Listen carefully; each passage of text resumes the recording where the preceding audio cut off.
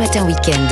6h-9h, Lénaïque Monnier. Europe 1, 8h13, c'est l'heure de l'interview Actu d'Europe 1 Matin Week-end. Et ce matin, Lénaïque Monnier, vous recevez le député et porte-parole du parti du nouveau Premier ministre, le MoDem. Il s'agit de Bruno Fuchs. Oui, parce que François Bayrou est donc le nouveau Premier ministre. C'est le 4e en un an. Alors, est-ce qu'il est un homme providentiel ? Est-ce qu'il peut passer l'hiver, faire voter un budget, le tout sans être censuré ? On va poser beaucoup de questions à Bruno Fuchs ce matin. Bonjour. Bonjour. Député MoDem, dont vous êtes également l'un des porte-paroles. On va revenir dans un premier temps, si vous le voulez bien, sur cette nomination. Vous devez avoir quelques infos. Apparemment, les tractations ont été assez âpres à l'Élysée vendredi. C'est le scénario qui se joue aujourd'hui, qui se dit aujourd'hui, qui apparaît aujourd'hui, notamment par des révélations ou des recoupements des médias. Mais moi, j'ai peu d'informations parce que François Bayrou parle peu et très rarement de ses conversations personnelles avec le président de la République. En tout cas, oui, il s'est imposé. Et je crois que c'est une bonne chose pour le pays parce que c'est un homme qui est libre, c'est un homme qui est indépendant. Et donc, on a besoin, effectivement, d'avoir une approche différente. Pas de majorité à l'Assemblée, pas de majorité dans le pays avec des positions irréconciliables qui ont amené à la censure du gouvernement Barnier. Donc, il faut une façon différente de voir les choses. Il faut quelqu'un de différent, et François Bayrou est quelqu'un de différent. Il n'a pas la même personnalité. Ce qui donne en tout cas une idée de son caractère. Alors Bruno Fuchs, c'est fait avec un François Bayrou qui a été immédiatement mis dans le bain parce que avant même de devoir former un gouvernement, il doit déjà faire avec une affaire grave à Mayotte. Il était hier soir en cellule de crise à côté du ministre démissionnaire Bruno Retailleau. C'est compliqué d'entrer tout de suite dans le vif du sujet. C'est très compliqué. D'abord, je voudrais que l'on ait une pensée vraiment pour toutes les personnes de Mayotte, tous nos concitoyens qui sont dans une souffrance absolument totale. Et donc, oui, c'est difficile, mais c'est un homme d'État. Voilà, c'est un des rares hommes politiques qui a une telle expérience en France. C'est un homme d'État et il l'a démontré hier en présidant immédiatement cette réunion interministérielle. Mais c'est aussi quelqu'un qui pense pas de Paris, qui pense depuis les territoires, depuis la province, depuis les villes, les villages. Et donc je pense que c'est pour ça qu'il a pris la direction tout de suite de cette cellule de crise. C'est quelqu'un qui pense pas Paris, il pense vraiment au niveau le plus faible, le plus fin de notre territoire. Et je sais qu'il est en phase totale avec nos compatriotes mahorais et qu'il fera jouer toute la solidarité nationale dans cette situation absolument dramatique. Dévastatrice du côté de Mayotte. Alors il était donc aux côtés de Bruno Retailleau, ministre de l'Intérieur démissionnaire. Appelé, selon vous, Bruno Fuchs, à rester, c'est l'une des conditions sine qua non pour que François Bayrou passe plus de 2 mois à Matignon sous peine de se fâcher avec les LR, avec peut-être même le RN ? Alors, je pense qu'il faut prendre les choses différemment, mais ça sera peut-être un point d'arrivée. Je pense que la chute du gouvernement de Michel Barnier vient justement du fait que les partis politiques, gauche, PS, écologistes, Parti communiste et la droite LR n'ont pas fait suffisamment de concessions l'un avec l'autre pour trouver des points d'équilibre. Et la grande difficulté, mais aussi la dextérité de François Bayrou, c'est cette capacité à trouver des points d'équilibre.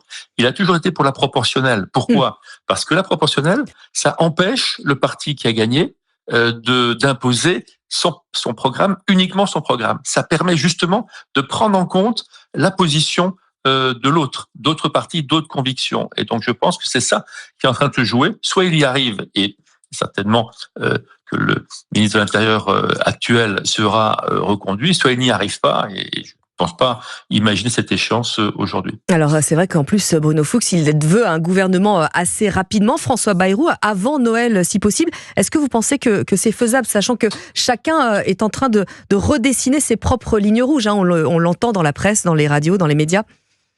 Oui, je pense que c'est nécessaire d'aller vite avant Noël pour plein de raisons. D'abord parce que c'est Noël et qu'on a envie de passer les fêtes avec plus de confiance, un peu plus de sérénité.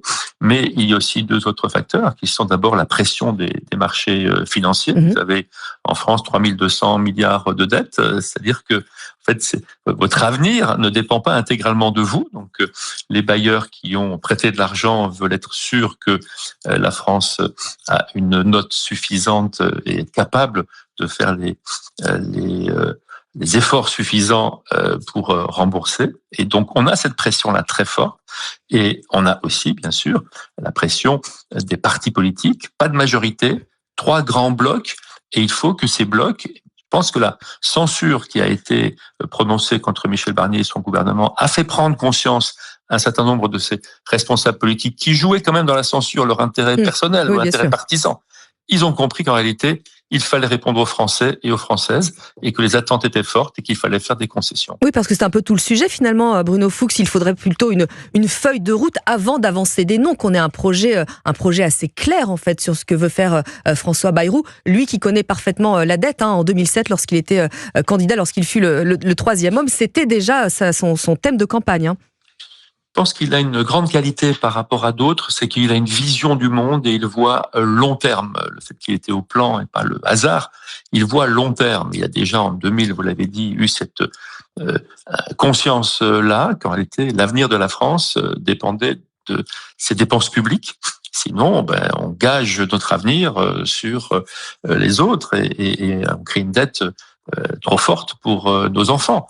La France, c'est la France de nos enfants, surtout. Et deuxièmement, par exemple, depuis 2017, il ne cesse de demander, et le MoDem le fait, une conférence sociale. On voit bien que la justice sociale, que la demande de justice fiscale et sociale est extrêmement grande dans le pays. Mais bon, je pense qu'on aura cette conférence, du coup, avec François Bayrou. Donc, il est capable de ça. Moi, je vous parle depuis Mulhouse, qui est à tout près de la frontière allemande. En Allemagne, vous avez des coalitions. Vous avez des coalitions avec des écologistes, avec des libéraux et avec des socialistes. Eh bien, ils arrivent à travailler ensemble. Bien sûr, il y a des points de crispation comme actuellement, mais ils ont quasiment tout le temps réussi à travailler ensemble. Vous avez en Allemagne un écologiste qui est ministre de l'Industrie, qui va donc voir les contributeurs de carbone au climat. Et donc, ils sont capables de cet effort-là. Donc, c'est vrai qu'en France, on est aussi une position de responsabilité, qu'on soit capable de penser aux Françaises et aux Français.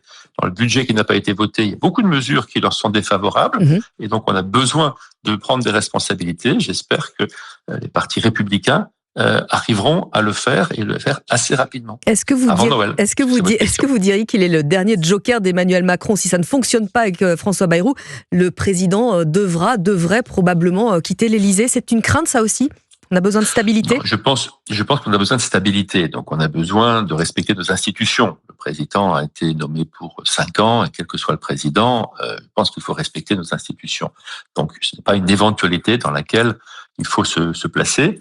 Mais c'est vrai que si François Bayrou ne réussissait pas cet effort-là, mais ce serait pas lui qui serait le seul homme politique pénalisé. Je pense que les Françaises et les Français, il y a plein d'exemples aujourd'hui qui montrent que le budget non voté va pénaliser les Français. Donc il faut un gouvernement, mais il faut un budget surtout. Et une fois qu'on aura passé le gouvernement et le budget, après, je pense qu'une autre période s'ouvrira dans laquelle on pourra passer des textes et d'autres réformes plus consensuelles. Et je vous remercie, Bruno Fuchs, d'être venu nous en parler ce matin sur Europe 1, député MoDem, dont vous êtes l'un des porte-parole et votre patron, donc est donc désormais à Matignon.